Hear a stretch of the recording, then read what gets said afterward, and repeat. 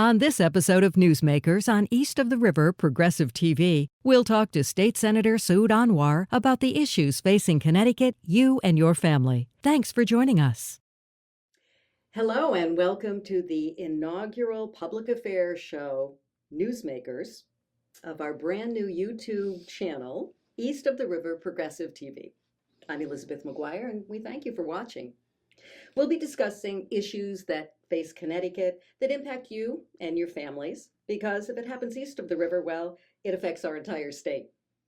To grow this channel, we're going to ask you to please just take a moment to like and to subscribe. I am joined by State Senator Saud Anwar. Welcome.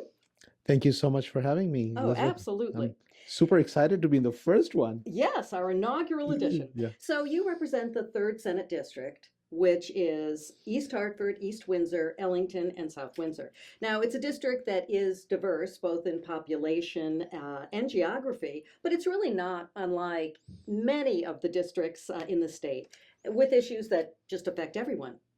So we thank you for joining us. And I just must say that as we meet, we are seeing an unprecedented assault on the rule of law and on the U.S. Constitution carried out by President Trump and the Trump administration. For example, freezing all federal grants and loans.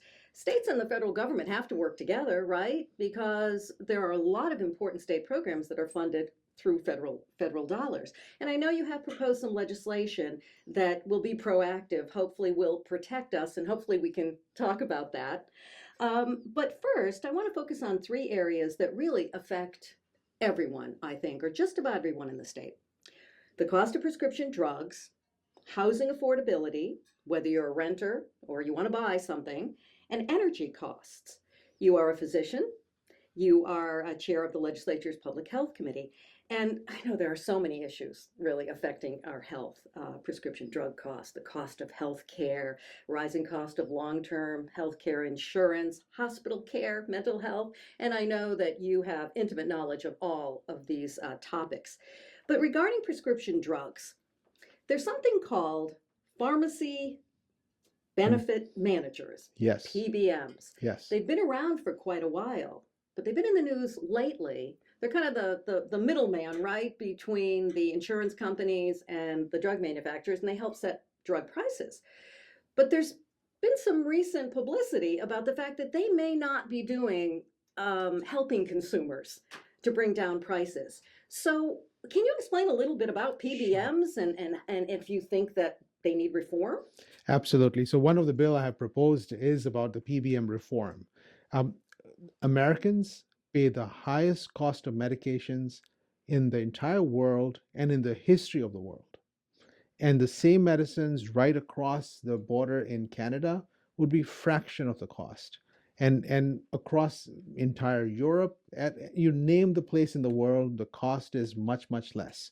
So what happens is that pharmacy benefit managers, this concept has come to the point that they actually have been working in different spaces. One of the spaces is that their stated agenda, before I go there, is that they want the consumer to pay the most amount of money that they can get away with. That doesn't sound good. That doesn't sound good. Not at all. So that's their stated goal. So they will do whatever it takes for me and you and everybody else who's listening to pay the highest amount of money that they could get away with. So if, God forbid, somebody has a cancer, and then you have a treatable option. So you'll pay whatever it takes to pay for that. If you're having respiratory problems, you cannot breathe, they will actually increase the payment for you to be able to pay. So they have all the data and the information. They are the middlemen sitting at all critical points. We are working for the insurance companies. So the insurance companies hire these PBMs to be able to work on their behalf. But PBMs have increased power so much. There are literally like 3 PBMs in the entire country that actually have the entire control in some respects. You know, for people who don't know, Yeah. Optum RX Yes. is one. I use that one. My Yeah. insurance carrier uses that. Caremark, I Caremark, think, is another CVS, one. yeah. So we come in contact with all of these, but Yes. we may really not know what they do. Yeah, so they're actually in the center. They are negotiating the prices with the producer of the medicine, but they're also negotiating the price with the consumer. And entire food chain of the medicine, including the pharmacies, and they have been protected by the federal government in such a manner that you cannot control too much of their activities. And that's the frustration. Every year we put in bills to be able to see how can we control the PBMs? What can be done about that? They have these clawback laws, which would they take the money from the pharmacies if they choose to. And then they have laws where actually there's a gag order. So the pharmacist, and many of the people who are listening, if you go to the pharmacy, you say, well, your copay for this is $500. You say, well, is there any other medicine that you can use because the copay is not that much? They say, I can't tell you that. So why not? It's right in front of you. Why can't you tell them? So they are putting gag orders for the pharmacists so that they would not be able to share that information. So every time you're going, you go back to the doctor's office and say, hey, can you prescribe me something else? They say, well, they'll prescribe you something else. And they say, well, it's going to be $350. And they have calculated the amount in such a manner that if you were to go and say, I will just buy the medicine right off the bat, I'm going to pay it as if I don't have insurance, you will more or less pay what the actual copay is to buy the entire medicine. But people don't know that. People don't right? know that. Consumers don't know it. And they're not allowed to know that. So these are like controls that have been created in such a manner that it's almost impossible to try and even understand them. It's a secret society which has been doing this. The good news is that in the last many years, we are going through the process to start to understand this and start to figure out a way to dismantle this. And the state has a role in this, but it's very limited because the federal government has been protecting them. And that's the biggest limitation. I'll give you a quick little incident that there's a 340B program for the medications that allows federally qualified healthcare centers to buy the medicine at a low price, but be able to sell it at a slightly higher price, which allows them to be able to function because they are hardly getting paid enough to be able to survive. We wanted to reform that to be able to fix this so that would allow the federally qualified healthcare centers taking care of 14% of our population, the most deserving individual people who actually have very significant hardships and health issues. So this particular group, we were able to say we will fix the 340B that PBMs had a heavy-handed approach to stop that from happening. And when we were about to pass the bill, PBMs called our office, PBM called the governor's office and said they will sue the state of Connecticut if we pass this bill. We will sue the legislators who actually are pushing. Every day from all across the different parts of the country, we're getting phone calls from one person or the other stating that they will sue the state of Connecticut if that happens. The bill did not pass. My response was, go ahead and sue us, we'll deal with it. But you are not going to abuse our citizens.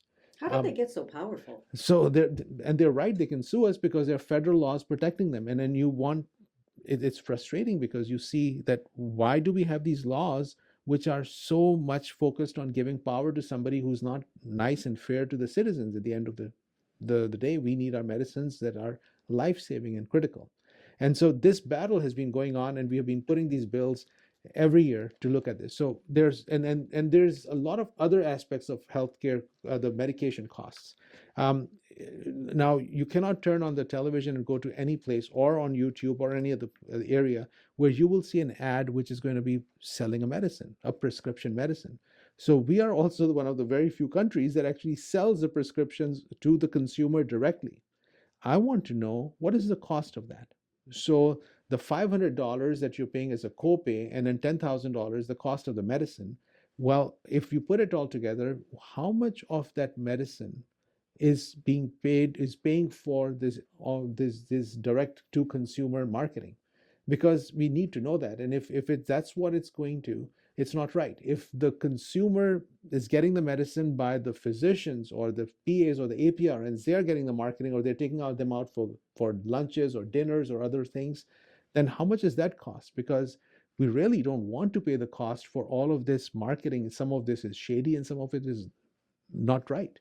So would your bill make the language clear as to what they do and what they can do and what they are doing? So that's what we're doing. We're looking at the reform, and we are going to push as much as we can on the agenda to try and control their power and also create transparency around it.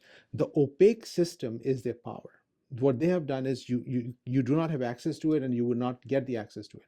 What we are saying is in Connecticut, you cannot stop us from getting that information on how much does it cost, how much are you working, what is the difference between buying it and giving it to consumers, and we want to know all of that details. And as soon as we have that information, we are going to be in better place to be able to negotiate better deals and be able to fight them back on many of these areas. So we are going after every one of their different strategies that they have used for controlling the cost and by jacking up the prices. Are you expecting that you will get a great deal of pushback from the insurance industry? So the insurance industry is very much part of this process because they are making money off this as well. And in the last many years, it's very clear that the PBMs and insurance companies are working hand in hand together to be able to do this. So this bill goes into the insurance committee, and we are hoping that insurance committee, because I'm not the only one who's proposing this. Many of my colleagues have asked for this. This is one of the Senate Democrats' priority to start to look at how can we deal with the pharmacy benefit managers and what they're doing. So we are very hopeful that the insurance committee will have an opportunity to have a public hearing on this topic. And with this public hearing and bringing this bill, there will be an opportunity to address these challenges that are there. And hopefully we'll be able to control this far better than we have before. You know, I read recently that Florida received permission from the federal government to bring in certain prescriptions from Canada. Now, I wasn't aware that states were able to do that. Is that something that we should be looking into? So we have been able to propose some of those bills in the past as well, and it is a possibility. At times, there are federal hurdles that can be placed in that.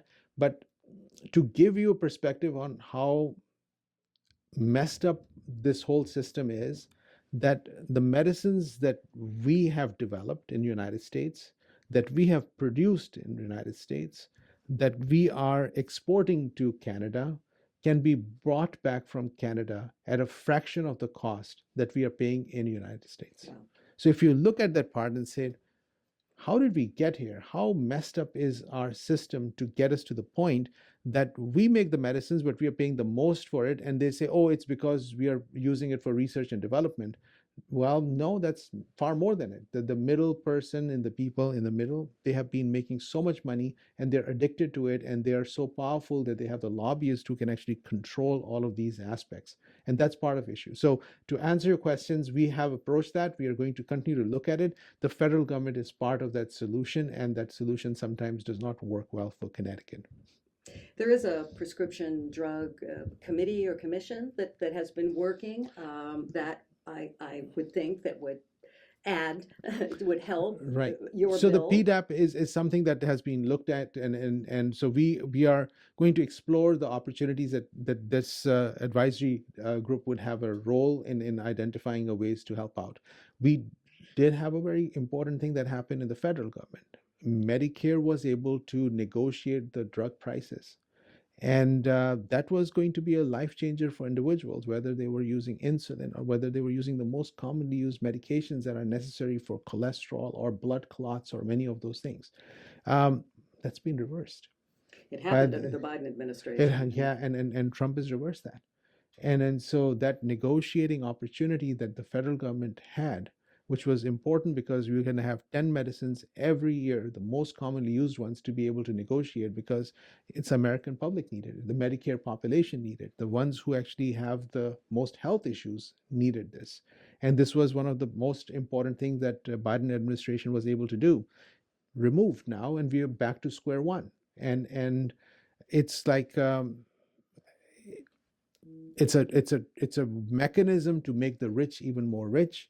And the ones who need health care, they're going to be used to make people more rich. It's sad. The more you think about what's happening, it does not really make any sense. But the way to do this is you actually start to look at what laws we can make in the state, roll up our sleeves, and then fight these battles, and then help the people who are at home, who are listening, who are part of the society, who are struggling from our poor policies at the federal levels and some at the state level. And we have no doubt that you're going to be proactive on that on the state level.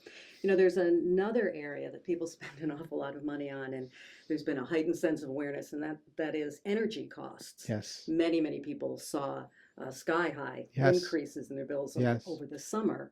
And There's a lot of contributing factors. I know that one factor is that in 2017, there was some legislation that was pushed by Republicans to keep the Millstone nuclear power plant open through 2029. While that was important at the time, there were a lot of unintended consequences, and that Yes. certainly has contributed to the cost of, because it's how you buy power. Right. Energy is very complicated, we know that. What can we do to bring down Yes. energy Yes. prices? So I've had quite a few conversations with the community as well. But first and foremost, this is not sustainable for any individual in our society. Anyone, whether you have one job or you have two jobs, or both the spouses are working, or you are retired, no matter which group you're part of, the cost of energy, the Small way it is, business, small it's business, not, yeah. it's going to actually kill the economy if we do not fix this. And there is a monopoly. There is only one distributor in the state of Connecticut for the most part in one of the areas. So you cannot just go to another distributor right here. So Eversource is who is providing it to us over here. And then it's a for-profit company, publicly traded. So I have a lot of problems with how this whole thing is set up. And I'll walk you through all the problems that I perceive that need to be fixed. First and foremost, you have a for-profit company. That profit company has us as captive audience, which means that as a public utility company, they are providing the service to the public. But as they're providing service to the public has no choice but only go to them. And they're publicly traded. So you cannot have two masters. You can only have the community that they're serving as a master, or your stockholders as a master. So when they're talking to us, there's a sob story that we are having trouble, we have to do this, and so on. If you look at the number of lobbyists that they have at the Capitol, who's paying for all this? We are. My bill every month is paying for many of the people. It's frustrating. And then the second part is that they actually are, when they're talking to the stockholders, there's a different story that everything is good, we're good, doing well. And then when they're giving the executives those salaries, they're very generous. They're amongst the most generous companies for the executives. They're not generous to the people who are their customers. I wish they were, but they're very generous to their executives. And that's again part of the frustration. I feel that anybody who's going to be part of the public utility should not be publicly traded. Period. That's and more people will come to this conclusion sooner or later. I came to this conclusion many years ago, and I've been putting that bill every time because I recognize what's going on. So that's one part I want you to be aware of. The other part in this whole situation is that there are models in our state. So for example, the town of Wallingford, they have their own utility with respect to the distribution, and their cost has not gone up. It's very, the public employees of the municipalities do get paid fair, but they do not get paid like the executives in the other companies. So the municipalities in the state of Connecticut who have controlled their own delivery of electricity or power, they have done well. And so I put in a bill for that purpose. So I put in a bill about the not to be publicly traded. I put in a bill allowing and giving the opportunities to the various municipalities to be able to say, we will take care of our own utility delivery. Except because there's a cost, so I'm actually asking for a fund to be created for that purpose. If we have a fund that would allow a town of any of the town, whether it's East Windsor, East Ellington, East Hartford, South Windsor, or other towns in this region, they would have the opportunity to go into that fund to be able to say, okay, we are buying back our systems, we are buying back our delivery, and then go back and take care of it and as a responsibility. Now, would the towns be willing to do that? Well, that's the town's decision to do that. But I want them not to have to make that decision because of lack of funding. But so that would make it easier for them Yes, to set up that's whatever the the hope. cost that Yeah. would be involved in that. It's almost like a microgrid. Yes, yes. So a particular area is using power Yes. from that area. The third part I want to talk about is the PURA. So PURA is the agency, quasi-agency or quasi, that is allowing some of these decisions to be agreed to or not. And it's made up of 3 people. Mhm. What I want to do is we want to increase it to 5 in at least my proposal. And how would that help? The help in the following way. First, the makeup of that would be that no previous or current lobbyist working for the utility can be part of it. You're ineligible forever. Because You feel Well, that they're because beholden yeah, to? because they have worked for a company and now they're going to oversee the same company and give them whatever they want. Doesn't act, and perhaps they already have a 401k or something with that company or any relationship with that company. Doesn't sound right for them to be in that position. And I want somebody who's experiencing disability to be there. I want somebody who's below the median income of the state of Connecticut to be there, because the current model has not necessarily helped people. And the three votes, it's usually split. The chair is voting in favor of the community. The other two votes have not been in favor of the community, and that's where we are actually having some challenges in that. So I want the number to be increased and the makeup in such a manner that it's going to be more representative of the needs of the society rather than. Well, that's a great idea, because really the only time that the consumers have a chance to weigh in It's through pure. is through, there are some hearings, Yeah, when there's a rate increase, but it's yeah, usually when there's a rate increase and then yes, people show up and yes, they're not happy. yeah. But then you wonder, how is Pura listening to Right, them? right. Another thing is that we have to look at is that look, there are people who were not able to pay for their utility costs during the pandemic. And ARPA funds should be used, and if whatever ARPA is left, we should be using it for that purpose. We should not distribute it to everybody else, because the amount and the cost and the tax that comes all with that is adding up so much that it's not sustainable for our Well, I society. wanted to ask you about that, because I know that the Republicans at the Yeah, Capitol have a proposal, an energy plan till they say will lower costs. And one of the things they want to do is to get rid of the public benefit portion of the bill. Now, you can explain, but isn't that a way to help people who have had difficulty paying their bills for whatever reason? so the issue became so big during the pandemic because the number of people were so large who were affected by it. So I respect that mind. So traditionally in a society, if it was a small percentage how the society was, it would make sense that you actually all the community takes that on. But when during the pandemic, we were all in a pretty difficult position. I mean, you realize we are like 4 checks away from being bankrupt. We cannot pay for our utilities or any of this, or food for that matter. So that was a time that the people were not able to do so. And when we put that in the entire bill for everyone else, that amount was far more. So I respect their perspective that they have for the pandemic time, that we cannot put that pandemic because the amount is so much. But they can recoup that, right? So, but the ARPA funds for use for that would be appropriate funding. Mhm, So mhm. that's I agree with that part, that we should use the ARPA funds from that point of view. But now going forward, we have to start to look at strategies around this. Um, everybody was paying part of that responsibility. Where was EverSource? How much did they pay for that? So many of the companies were able to take and do their share. I'm not sure EverSource did their share in that part. So why are we obsessed about always making them whole or more than whole? Well, that's what I meant by Yeah, by recoup recouping, them. Yeah, right? They're allowed to get that money back, yes, basically. But yeah. unfortunately, it gets passed on to consumers. Consumers, yeah. So that's the part that we have to look at it. It's too much of a stress on our community as such. So that's another part. I think it's worthy to look at how do we do this. Now the 2017 deal on Millstone. Now first, it is a renewable energy. It's a clean energy. It's a energy rather than renewable. Sorry, it's a clean energy which is coming from a nuclear source. But that company is also giving a whole lot of money to their executives. They are also serving so many other people in the larger other states. And Connecticut is a very small part of their bigger picture. There's no transparency that the money that we are paying to Millstone, how much of that is going to be used for Connecticut and far beyond. And I want transparency around that. So I put in a bill to be able to have that looked at again. Not to say, no, we are not going to have a clean energy opportunity for the state of Connecticut. We want the clean energy. But while we are looking at it, we want transparency around it. And in 2017, it was done in a hurried manner so that it resulted in not having the better understanding of where we are and what is the transparency. I don't want to pay for another state if I don't have to. And right now, I have a feeling we don't have any information if we are or not. So in 2017, there were reasons, I'm sure, that moved forward, but it just wasn't thorough enough.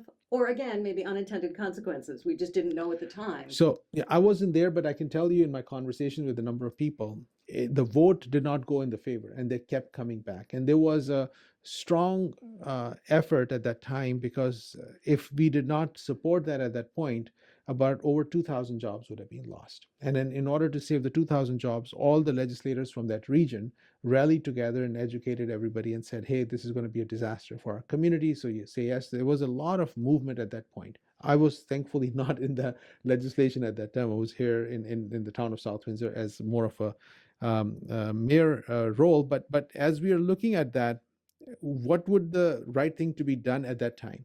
I think if it was not done in as much of a hurried manner, there would have been far more transparency around the whole process. You would have still said yes, maybe, but at the same time, you wanted to know, what is the money going to be used for? How much is it going to be? What would be the changes in this? And those are the parts that I think are worthy to look at again if we were to able to get enough people to support this. So more transparency. Yeah. And then also just giving consumers more input Yes. in this decision-making process. Yes. And then opening up Pura so that you have more voices, you Yes. have more people who are going to be considering Yes. and interfacing with the And utilities. giving the towns the power if And- they and if they towns choose to have power. it. Another huge issue, and you're doing great, cogently explaining all of these really important issues. Housing Yes. affordability, again, Yeah. whether you're renting, whether you want to buy a house. Yeah. We certainly do have a problem with affordable housing, and I Yes. know that this is a big issue with Yeah. you, and you have some ideas on. Is it a zoning issue right now? Do you think is the problem with the lack of units right now, particularly multifamily? Is it zoning? Zoning is part of it, but not the entire picture. It's far more complex, but it's, look, many other parts of the country are facing similar problems. Connecticut is an amazing state. We do a lot of things right, but we are at times waiting for everybody else to solve the problem, and then we say, oh, okay, Massachusetts is doing it, Vermont is doing it, now it's time for us to do it. Well, they're already doing this. So Massachusetts has said they're going to put $5 billion to take care of this comprehensive strategy that they're looking at. I put in a bill for $3.5 billion for a comprehensive strategy to address the housing crisis that we are in the state of Connecticut. Let's back up first. Now, I'll say a few things. Housing is the lifeline for the state. You cannot have healthcare. You cannot have economy. You cannot have new businesses come. You cannot have anything if you are not going to have affordable housing. How is the workforce going to stay? How is the next generation, our children who are ready to be part of the workforce, if they cannot be independent, how is this going to be a sustainable state? So in order for us to get to the point, we will have to have enough housing. And right now, there is a supply-demand inequality, which is like out of control. So over 100,000 affordable homes short. And then the middle income homes, that's another 80,000 homes. So we are not even close to moving in the right direction. And every year we're moving in the wrong direction. So we will need approaches to have significant funding from the state of Connecticut into housing in partnership with businesses. But the location and the spread has to be very focused and effective. For example, right now, everybody's coming up with a solution. Well, we will build homes in Hartford and Bridgeport and New Haven. No, there are plenty of homes there. You fix the ones that are there rather than building new because they are unhealthy. But you have to build them in all other areas as well. So there's a proportional number of homes, multifamily homes in different places. But what's the incentive for the developers? There are plenty of developers out there who certainly want to build housing. What's the incentive for them to do that? So if there's going to be affordable, then they will be getting funding from the state to be partner in this. So this is actually not rocket science, and I'll tell you why. Because Europe has done this, Canada is doing it, and now we know Massachusetts is doing this, where you realize that the cost of homes is very high. As the cost is very high, you actually have to have partnership with the state. And you are able to stabilize the cost because you're putting in the investment from that point of view. But because of that, you can actually calculate what would be the right amount of homes that are going to be affordable to make it a viable project. Some people will be able to get this at market value, and others will be able to get it at affordable value. And some of them you will lose money, some of them you will not make money, and some you will make money, and the overall project will be a positive cash flow for the businesses. But that is how a society and the different segments of the society, based on their ability to pay and where they are in their careers, would be able to have this. Now, owning is better. We want the people to own it so that we create wealth over time, but we want it to be an equal opportunity for people, but have their first homes to be accessible and available. And the banks would have to be part of it. The state will have to bring the interest rate down in this partnership as well. And England has done some very interesting projects where they actually say that we'll own half your house, and if the value goes up, we just want our money back and you get the positive benefits that you would have. So because the home values in parts of England are so high that a new family cannot even dream of it. And we are moving in that direction too. But those models have worked for them, where the municipality, but also the state has been able to help them in that situation. But we need to put money to build more homes, and they have to be in all parts of the state rather than just the same old areas. But the ones in Hartford and other inner city and urban areas, there are sick buildings. We have to fix them. There are some communities, though, that are not receptive to affordable housing. What can we do on the state level in order to, I guess, push them to accept more housing? So first, it's an education effort. The education effort is that not all changes on recommendations mean that it's going to change the culture and society and the makeup of it. We have, for a generation, people have felt comfortable the way they were living, but they have to recognize that this is not a sustainable model, where we are at. And for us to continue to say that we will continue to be in our independent homes and there will be only single family homes, the society will not function that way. It's not going to be possible. Actually, Florida is doing it. Every other red state, for that matter, is looking at this. But here we are in a blue state, which should know this better, and they're becoming more resistant. So I'll give you the way to approach this. People are recognizing it. When you want to downsize your home, when you're retiring, you want to be able to have a smaller place. You cannot buy it anymore. I do. Yeah. And then if you want your children to be around in the same area, that would be a place where you want them to be able to buy an affordable home in the same neighborhood. So what we are saying is that our plan, from the people who are restrictive about this whole concept, is that our plan is that we live here, and then after that there is going to be my family members, if they are not able to afford, they will have to live 10 miles, 20 miles, 50 miles, 100 miles away from me. My children will have to live in a different state.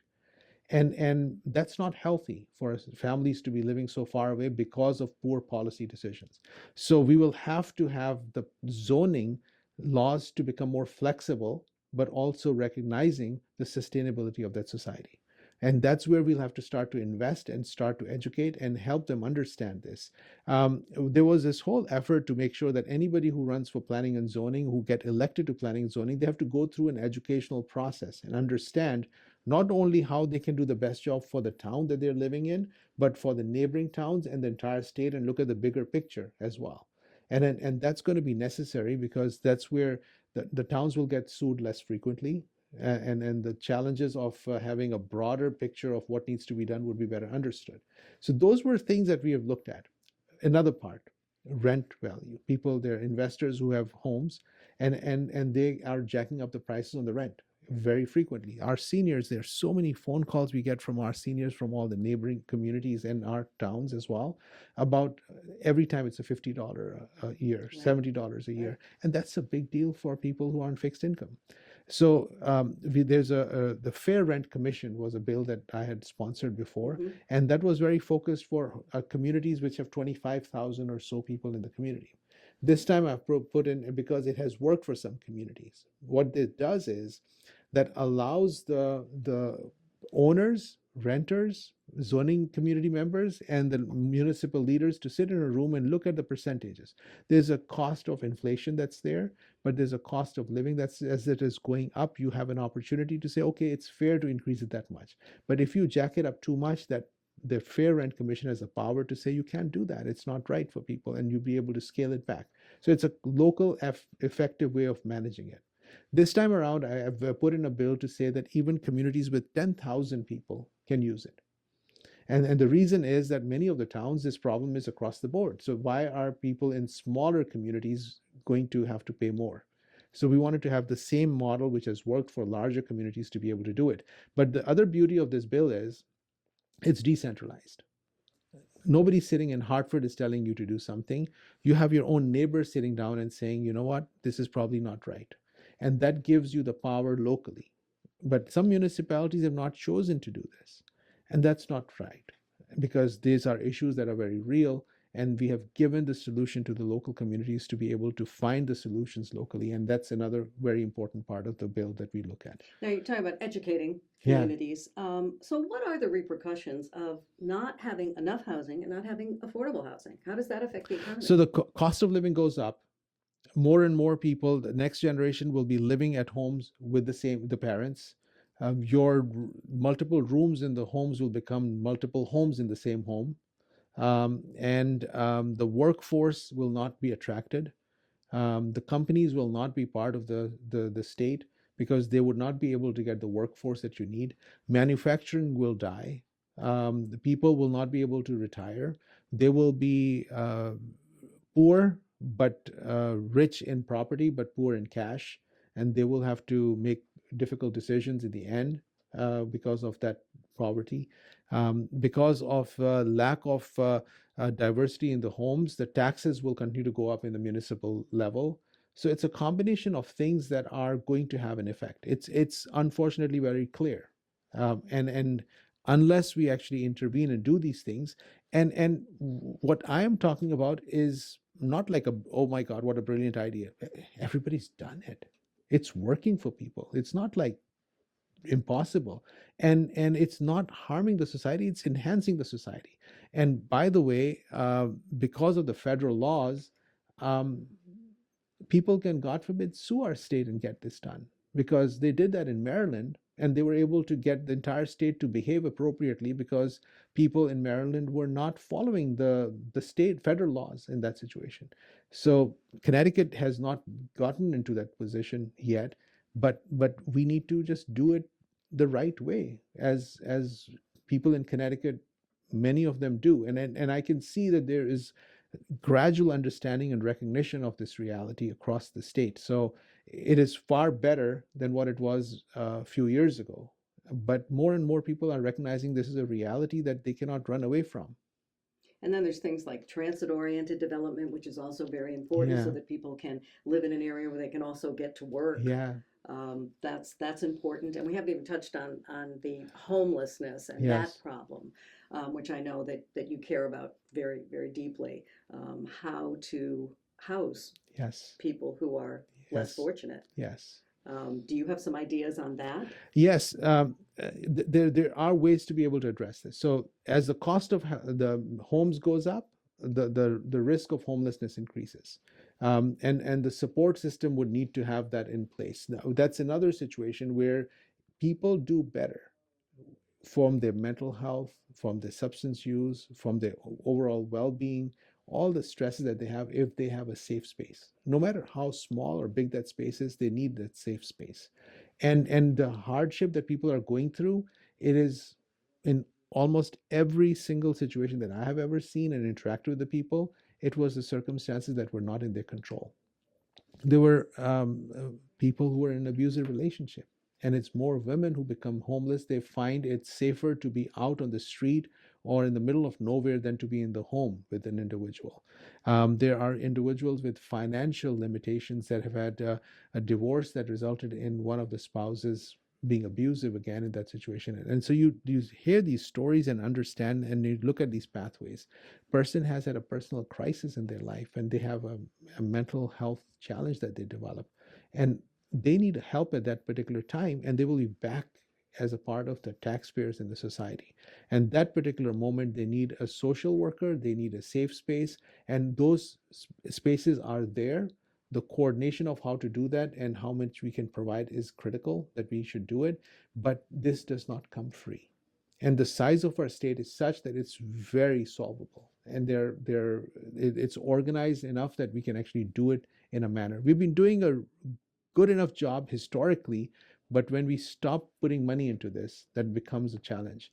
And in the past, the money that we were getting was also from the federal government. Now that is actually on the chopping block, and so that's going to be a bigger disaster. I hope that we are beyond blaming people for their homelessness because, as you mentioned, there are many, many issues Yes. and many problems that can leave people Yes. without a roof over their head. There was some legislation, I know, I think it was last year, about allowing churches to allow people to Yes. live on their property. And I have to admit, I don't know the status of that and what happened. People objected to that. Now, that Yeah. would be an area where Yeah. a private entity Yeah. basically would be able to help the homeless. Yes. So we have those bills again. They did not pass, and then we have also some of the other businesses that are empty buildings that are in Hartford and all other places that could be used. Right. They are warm. We are paying for keeping them warm, but they are not being used for anything else. They could be a safe space for individuals. There are hotels and motels and places that are there where the Department of Housing has shown that it can be used. They have actually put money during the pandemic to actually literally solve the problem by putting all the resources. And here we are, going back to the drawing board. We're not using as much at this time to use the existing empty hotels that could use some help from the federal, state government too, and take care of the issues where people have their own private homes and spaces, and then be able to be taking care of each other at that time. So those things have worked and have proven to be effective. And I use this example that in the state of Connecticut, we build one of the finest cars, and then we don't put any electricity or gas in it, whether it's electric or gas car. And then you say, oh, the car isn't going, so let's make another car. I said, no, the system worked. It was one of the best ones. And when we stopped putting money into it, then it stopped working. And we have to just use the existing systems because they have proven to be fine. And other states have used our models to fix themselves, but they're not smart enough to keep putting money into it. You know, at the beginning of our discussion, we talked a little bit about what's going on in Washington and this power grab that's happening in Washington. How can Connecticut proactively protect itself from what may be coming down? Like, we don't know what's going to happen with the Trump administration. It seems that there's something new and negative every single day. Is there anything we can do to ensure that we're not harmed by, again, this important relationship between the state and federal governments? Yeah. So, Elizabeth, after this election, I was very blessed that the people in the 3rd Senate District were kind enough to trust me and vote for me. So instead of celebrating that moment, I realized what had happened. And I've been serving as the chair of the Public Health Committee. So my biggest fear was, how are we going to survive with a public health disaster that is going to evolve going forward? And at that particular time, I was actually at the School of Public Health at Yale, and then having meetings the next day and saying, what do we need to do to protect ourselves? And then since that time, we've had multiple meetings looking at a number of things. So Senate Bill 7 that I'm working on right now I'm calling it the SHIELD bill. It's a Senate Bill 7, which is a SHIELD bill. It's supposed to protect us from some of the things that are coming from the federal government. And what do we know is coming from them? Well, one thing we know is the people who are saying what they're saying over there, they're acting on it. So they're not just saying it. So we know that they want the fluoride to be removed from the water. So the state bill law was then whatever the Health and Human Services says, we'll follow that. Well, we can't follow that because the Health and Human Services is probably not going to say what is right anymore because there's a movement to move away from science now. So that's and it's almost like from a scientific perspective, a fringe group is going to be now leading the charge on some of that aspect. So we are going to have our own levels for fluoride going forward in the state of Connecticut. We also want to make sure that we have an opportunity to have a plan for protecting if the Centers for Disease Control or the FDA or the Health and Human Services come up with a law or regulation or something, that would actually be something that we don't have to follow it. And since we don't have to follow it, thankfully, that's the laws. We have state laws that we will be able to use and work on. So that's a good thing that we'll be able to do. The third thing that we are looking at is, of course, have a communication system. We have emergency communication. If misinformation is going to be sold from one place or the other from the federal government, we have our own communication systems to be able to share with our people in the community in the state of Connecticut.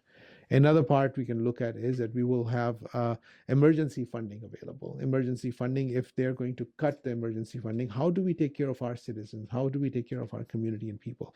That's another part that we're going to be looking at.